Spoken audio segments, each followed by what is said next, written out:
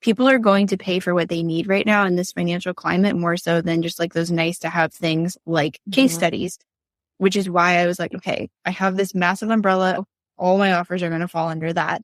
There were a couple of really powerful statistics that I found, and I was like, I need to put this on here somewhere. So there's 3.5 billion searches happening on Google each day. That was one thing that I was just like, whoa. And then 92% of consumers read reviews and testimonials before they buy. Well, hello, and welcome to season 2 of the Simple and Smart SEO show. The podcast for solopreneurs, service providers, and e-commerce sellers who want to learn the basics of SEO in all the places it shows up. I'm Crystal Waddell. I help Shopify store owners go from feeling like an SEO zero to your very own SEO hero in just one day using AI, UX, and other tech ninja moves. And I'm Brittany Herzberg, SEO and case study copywriter, helping service pros increase sales without being on 24/7, using the power of SEO, story, and social proof. Join us. We're just a couple of business besties who love learning and sharing what we've learned as we show you how simple and smart SEO can be. So what are we waiting for? Let's jump in. Okay, so today I'm going to walk you, Crystal, and you, anyone listening, through the website rewrite that I just did, which I'm really excited to share about. I wrote down all my notes. I have things. I feel organized. I actually wrote, I think it was on LinkedIn this morning, I wrote a post about how long it took. 2 years. Pretty much since the time that I wrote my initial website, I was like, it was always ebbing and flowing and always evolving. And it took so long because I was like, okay, I need to get to a point where I know these things, and these are the things I'm going to walk you through, but these things are updated and new and like where I really want to focus all of my energy.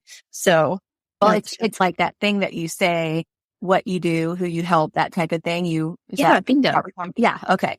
Because I think probably what you're saying is over the years, your offers have changed so much. You've found your niche where you really shine helping people. So I'm excited to hear all about it. Yeah. And that was my first question. My first question was going to be like, why did it take 2 years? But I get it. I totally get it. Yeah. And that's a little bit of an exaggeration because I had website copy. It was functioning. But if you've ever talked to a business owner, you know that we're always like not happy with what's out there. And the other thing I know about you is that you've been so busy. Our businesses are different. I'm always like tweaking e-commerce stuff, adding new products, messing around with that type of thing. But you're doing actual client work for other people that has deadlines. And so it's like people who do client work understand this, that a lot of times your own website and your own stuff gets the attention last. So I do want to say I understand that. Yeah. And you hit the nail on the head when you were saying like the offers are evolving, the clients are evolving. So yeah, if you're in that place and you're listening to this and you're like, oh, I could totally resonate, you're not alone. And it doesn't have to take 2 years. I have to ask you that very important question. How do you define SEO? Oh, I think we all know this. SEO is how you show up as the answer to a Googled question. And I love that as my line. And it's really funny when people listen to the show and then they come back in my DMs or in emails or something and they're like, I say that now. And I think it's really cool. Yeah, I know. It's a fun little saying. It's easy to say. It's easy to understand. And it's exactly spot on. I tried really hard. I can't do a hair toss because my hair's in a bun. But okay, so I was really thinking about, okay, when I started rewriting my site, where did I begin? So I gave myself this like exercise this morning, and I really started when I was updating my voice of customer, voice of client interviews. So doing that market research, which I tell people all the time. And especially when we're talking on the podcast, I'm like, talk to your people. But I hadn't been talking to the right people. And that was one of the things that was unfolding over the last 9 months, I would say, if I like am serious about the timeline there. So over the last 9 months, I was figuring out characteristics of my ideal client and who that person was and the budget that they had and what their business looked like and what their problems were. And then I did Sully's Roadmaps program, and we had her on the show recently. One of the first exercises is all about voice of customer. So I think I did 11 or 12 of those, and I organized that. And then that allowed me to update my messaging. Okay. So I definitely don't want to interrupt your train of thought. I do apologize, but I was just curious. You were like, I wasn't reaching the right customer. And I was wondering if there was some sort of indicator. How did you identify and recognize that you weren't reaching the person that you wanted to reach? That's a good question. I don't think it was necessarily that I wasn't reaching them because I was pulling in the right people. I wanted to figure out how to pull in more of those people. I was very aware of some of the projects that were super draining on me energetically and time wise. My pricing needed to change because there were some things that were happening and I was honestly a little bit resentful. It didn't happen often, but it was happening often enough where I was like, this has got to be tweaked. So it was more about like, how do I find more of you? Like you, this golden client that I want more of. That's a good question. Yeah. I like how you called it the golden client. I can reflect back on e-commerce and that feeling of resentfulness. That has been my measure as well. When I start feeling like this effort isn't matching up with the amount that I'm actually getting compensated for it, or I'm just overwhelmed. This is the time where I have to reevaluate my pricing and raise the pricing. So I definitely get that. And I think a lot of people probably wonder, how do you quantify that something needs to change? Oh, yeah. Yeah, that's a good point. I've had other people say this. So it's weird for me to say it, and that's why I'm hesitating, but I've had other people tell me that I'm more aware than other people are. So I'm almost like too aware of myself and what's going on. It's a blessing and a curse. So yeah, that's just, it comes naturally to me, but you're totally right that it doesn't come naturally to other people. And even though I'm aware, it still takes some time to be like, okay, I feel weird, but what is it? Where is it coming from? What do I need to change? So I like that. I like that point of clarification. So I did the voice of customer interviews, got that information, and then I used that to update my messaging. And for me, when I think about messaging, those questions you were pointing out, those 3 questions are what I ask everybody. And I feel like they inform not only your messaging, but also your SEO. So those 3 questions, just to repeat, it's who do you help? So that's your ideal client, those characteristics. How do you help them? Those are your offers. And then what do you want to be known for? And I love asking those 3 questions because it really does drill to just like the heart of the matter. And it's okay, these are my answers. You can use that for your messaging. And then you can use that for step 4 was to actually do the keyword research and create the new SEO strategies for the pages that I updated. It wasn't everything. It was home, about, and services. So I used that to do the new keyword research and to create those strategy pages. Do you remember the day when you would ask yourself, like, who I help? And the answer was, I'll help anyone and I'll help everyone. I wasn't so much like that. I was really weird. Like, this is one of my strange awareness things. And I think I credit it to being because I came from a world where I had my massage business. I had already been in business. So I knew the importance of having a niche and not just helping everyone. And so when I became a copywriter, you could niche in different ways, but I knew that I wanted to help health and wellness providers. That's one of the things that expanded, and now I help service providers. I knew who I wanted to help. I didn't necessarily know how I wanted to help them though. So I was taking on any copywriting project that came my way. If I got excited about it, I was like, oh, let's try this out. So that's where I was a little bit more open. Yeah. I think that's a good thing though, saying, hey, are you excited about it? That's probably a good job for you if you don't understand who exactly you want to help. My cousin is starting his own lawn service. And that was the first question I asked him. I was like, who do you want to help? Who's your ideal client? Everybody. I was like, okay, we got to back this up. And I just think that's how so many business owners start out. So I think this is such a great point of clarification. Instead of saying, I want to help everybody, you can pick somebody, pick a golden client, create a golden client, or identify a golden client. That makes it a lot easier to build your offers. I would say yes. I would say firm yes to that. And something else I like to offer people is that you're not married to that.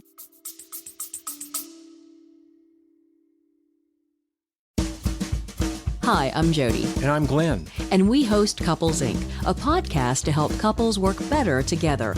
Because when your business partner is also your life partner, there's no such thing as leaving it at the office. We talk about conflict resolution, setting business budgets, establishing roles, and small business marketing. When people hear that we own a business together, they often say, oh, I could never do that. My husband and I would kill each other. Why so much violence? But we do understand the challenges, so we created Couples Inc. So if you're a couple in business or thinking about starting a business with your significant other, listen to the Couples Inc. podcast. It's what couples in business should sound like. Niche or the ideal client or even that product. So you're just dating it. So it's okay. I'm going to claim this for a little while. if you're the kind of person that needs to or likes to put a time limit on it, say, okay, I'm going to try this for, I would say at least give it like 3 months to let it really pan out and see if you like it or not. But yeah, you could do that. You could just say, I'm going to try this for a while until it doesn't feel good or until it evolves or whatever. But I'm curious, like with you, first of all, tell us like who it is that you like helping and how did you arrive at that? Gosh, I like helping everybody. No, I'm just kidding. I like helping Shopify store owners. The specific niche within that is handmade Shopify store owners. Any seller that's making the transition from selling on Etsy to also building their own online presence. So that's my specialty. And the reason why I arrived there is because that's what I do. And so what I've realized through the process is every question that I've had, other people also have. I'm also one of those learners that I want to know exactly how it works and why it works the way it does. I ask a lot of questions that some people don't even know to ask. I don't know how many times I've had somebody tell me, I didn't even know what an H1 was. And especially in the case of Shopify, I didn't even know where to find that meta description to change it or the impact of duplicating a page and what impact that had. That's who I serve and I can serve the best. But I do have other people that come in, even though I'm talking to Shopify store owners, realtors have reached out to me, photographers. That's been another big source of clientele. But yeah, my sweet spot is that Etsy handmade seller that's trying to build their Shopify store. Yeah. And I have noticed that a lot of us, even just like working with my clients, a lot of us business owners end up helping earlier versions of us because we have these answers now and we're like, somebody else needs this, just like what you said. But yeah, I think that's pretty typical and common. And if you're listening and you're starting out, it's a really easy place to start. You said voice of customer. Can we revisit that really quick? That to me sounds internal lingo or whatever. What is it? How do you do it? How do you use it? Why is it important? We could do a whole like spin-off episode on that. That's an idea. I'll keep it a little bit higher level. So voice of customers, you're just wanting to ask your people some questions and get answers from them. You want to learn what their language is. And especially with SEO, we've talked about this before. You and I may say something a certain way about SEO, but the people that we want to reach and that we want to help are going to say it differently. Right. So how are they describing it? How are they saying it? Even just this morning, I made a post. One of my clients was like, with SEO, we're just trying to figure out what people are looking for online, right? And I was like, bingo, that is where we are starting exactly. So when you go and talk to your clients, and you can do that in a variety of ways. I have written emails to people. I have sent out surveys. I have texted just like one question, or I'll do like Voxer messages. You can also get on Zoom or Google Meet or something like that and do a quick face-to-face. Really, you're trying to get at where were you stuck? What help did you need? Why did you decide to work with me? If you catch them early enough in the process, which I like to do, I like to just weave this into natural client journey, working with them kind of thing. I want to know what they typed in, if they can remember it. And so if you catch them early enough in the process, you'll actually figure out, I typed blah, blah, blah into the Google search.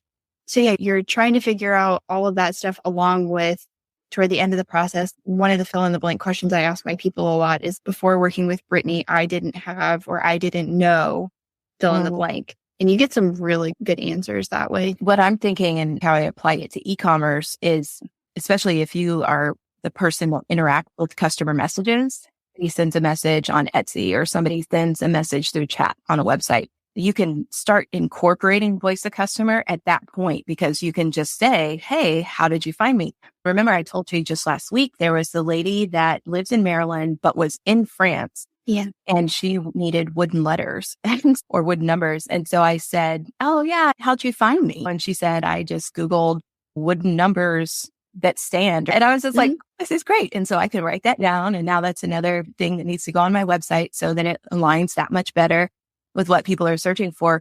But that's just a really easy way to incorporate that process, especially for people who talk to their customers early on. You can even build that into, if you have some kind of like autoresponder thing, you can even build that into it. And I have it actually as part of my, just make it easy for yourself. There's two things I want to say before they fly out of my head. But you can add that. I have it on my inquiry form. How did you find me, or how did you hear about me? But the scenario I wanted to call attention to. I remember you had that lady in France. I also had someone, it was a hidden message on Instagram DMs. And she asked me about podcast show notes. She's, oh, would you write podcast show notes? Because I'm looking for someone to do that who has some SEO skills. I was like, yeah, that totally fits under my umbrella. And I had just had a conversation earlier in the week with somebody else. So I was already adding that in as a service. And I was like, this is cool. And I asked her, I was like, how did you find me? And she's, oh, I just typed something in Instagram, like search in the search bar, and you showed up. And that was proof for her that I know what I'm doing because I showed up in her search. But it was really cool. So that's neat when you have stuff like that actually happens, like you with the lady in France and me with the lady on Instagram. Like, it was really cool. Yeah. Wow. I think we know what we're talking about. That's neat. Okay. Voice of customer, updated my messaging. I overhauled my offer suite, and then I did keyword research, updated the SEO strategy for, like I said, those 3 pages, home, about, and services. From there, my copywriter hat went on, more so than my SEO strategy hat, and I outlined each page. So when I do that, I want to have some idea of what's the flow of the page going to be like. And I noted what big story did I want to tell, or did I want to weave into the page? Because for me, it comes back to, and I told you this before we started recording, it comes back to SEO, storytelling, and social proof. And I feel like those are my 3. So I made a point to write down what big story I wanted to hint at or to actually uncover on each page. And then after I outlined, I wrote the first draft of each of these pages, and I took it one by one. I think I actually did home first, and then I believe I did about, and then I did services. And you can, just like side note, you can structure your services pages in a variety of ways. The thing that kept standing out to me was that I wanted one main services page, and then I wanted it to pop over to each of the services where I could describe in more detail what the process was like, what the person actually gets, the timeline, the pricing, all of that stuff. Any thoughts?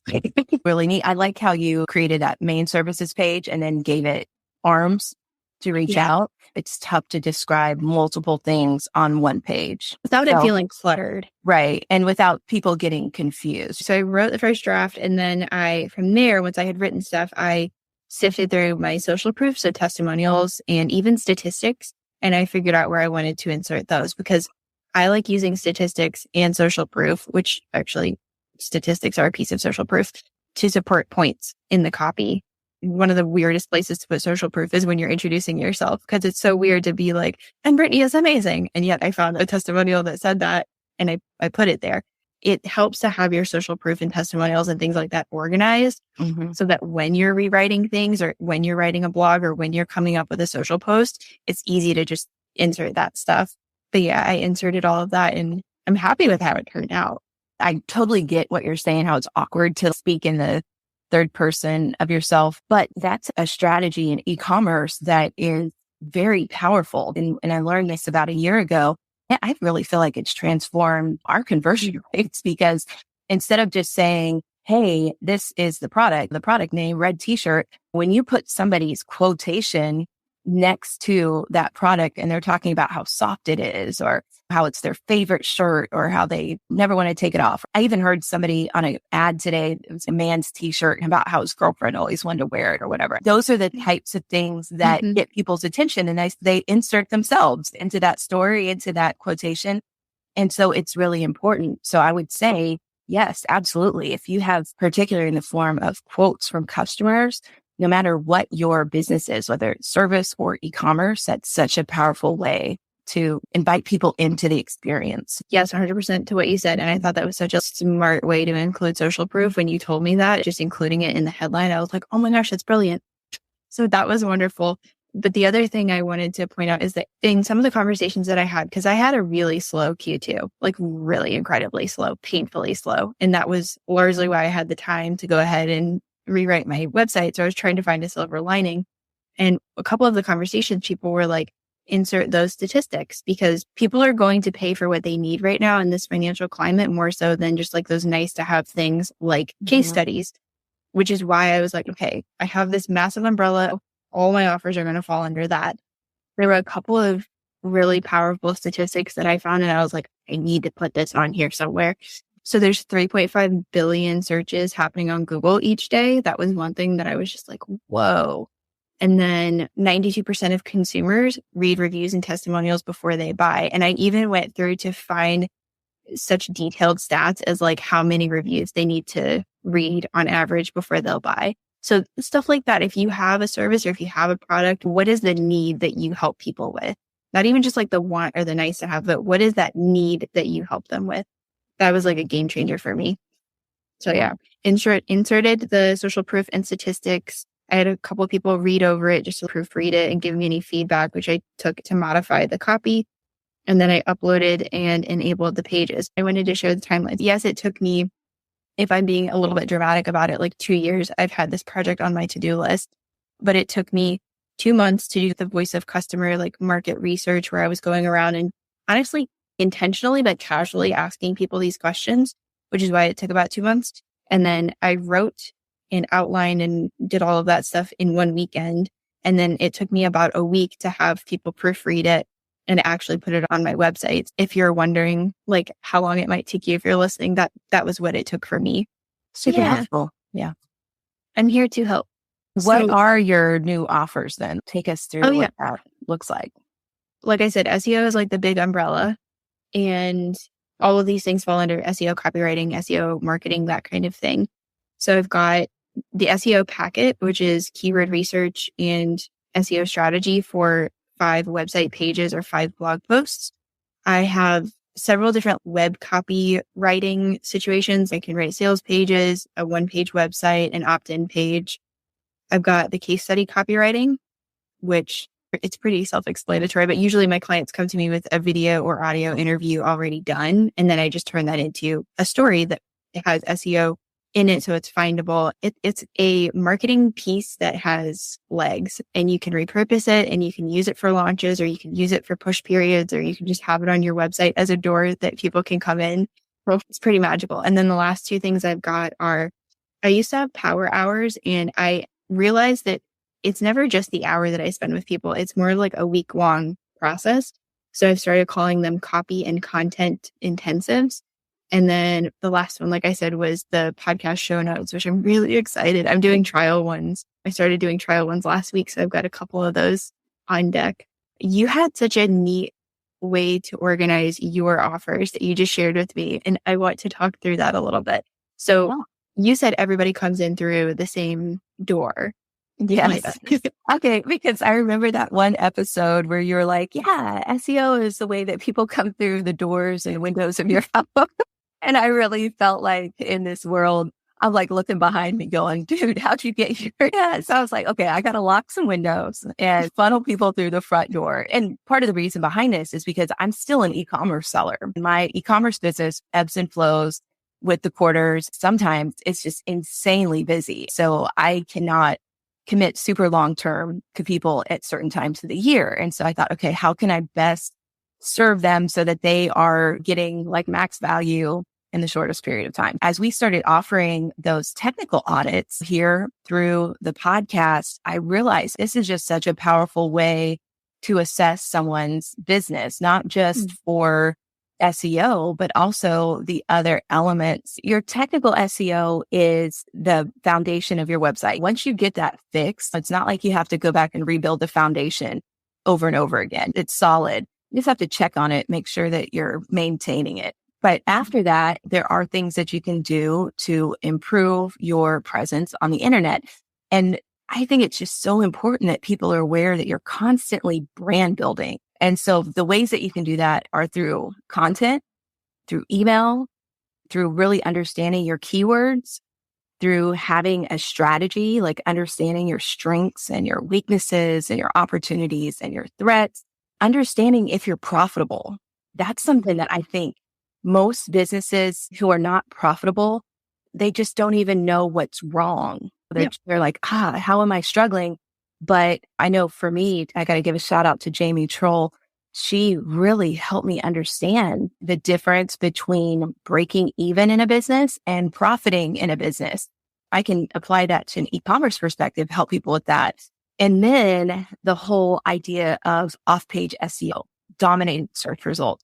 To tie this all back up, okay, the front door is an SEO technical audit. We can't start building on something that's not strong in its foundation. And that gives me a chance to understand the business and also gives us a chance as business owners to decide, hey, are we a good fit to work together? And so it's, you know what? I think that this is probably not the best for me personally, but I know someone who's great. Or I can say, B handles copy. Let me send you over to B and she can take care of that or whatever. So the SEO technical audit is really straightforward. It's super simple. It's super cheap. And the link is in the show notes. So that's the way in if you want to talk to me about your website. And then after that, I can make some recommendations. My belief is that you will grow the fastest with your SEO efforts through content, but the content is strategic. And if you don't know your keywords, you're going to have a hard time being strategic off-site SEO. That's also important. You want to dominate the search engine results pages. But when you talk about all this stuff at one time, it's just overwhelming. So I'm like, let's do the technical audit first. Let's see which of these next steps would be the most beneficial to your business. And let's sprint that thing. So like, say Pinterest would be a good fit for your business. Let's do a sprint with Pinterest and knock that out. And what do you mean by sprints? That just means that we're going to set up your Pinterest account, optimize your Pinterest account for search, which just means that you've got keywords in there for what people are searching for on Pinterest, that you are driving traffic back to your site. You're going to have one of two things probably happening here. You either want to drive people to your website to sign up for your email list, or you want them to buy something. So from an e-commerce perspective, especially if you have a Shopify store, Pinterest marketing is a no-brainer. And it's not something that you have to continually do. It is literally a sprint. You just put all your content out there and schedule it for as long as you can, and then revisit it in 6 months. So once you've got that working for you off-site, then you can go on to the next priority. And that's what I call sprints. They're essentially like priority sprints. Like, what is the next big lever puller in your business to make it move forward? So sprints are like, would it be fair to say that they're condensed work times where you're just being really strategic and checking some big thing off the to-do list? Exactly. Big things off the to-do list that have major impact for your business to get more visibility online. That's going to help your offsite SEO. That's going to help potentially your domain authority. That's going to drive traffic. That should drive sales. I love that. I'm so excited. Yeah. So this was really good. And I do want to share too, if anybody would find it helpful. I talk about this checklist a lot, but I'm going to make sure that it's in the link in our show notes where you can download the SEO basics checklist that walks you through. Crystal was mentioning like off-page SEO and technical SEO. This is on-page SEO. So this is what I actually use to walk through and create the SEO strategy for each of the pages that I rewrote on my website. And then we'll make sure that the technical audit is linked in the show notes as well. I also wrote a blog all about this too, which I'll link as well in case people want to have something to reference. Yeah. And I love this too. People are always like, how can you help me? What do you do? For a while, people knew me for Pinterest. For a while, people knew me for like content or SEO-led content. But the most important thing is those windows have been closed. We have to start from a frame of reference that we can both understand, getting to know somebody's website and their business and their services through a technical audit. A technical audit. Good job. There you go.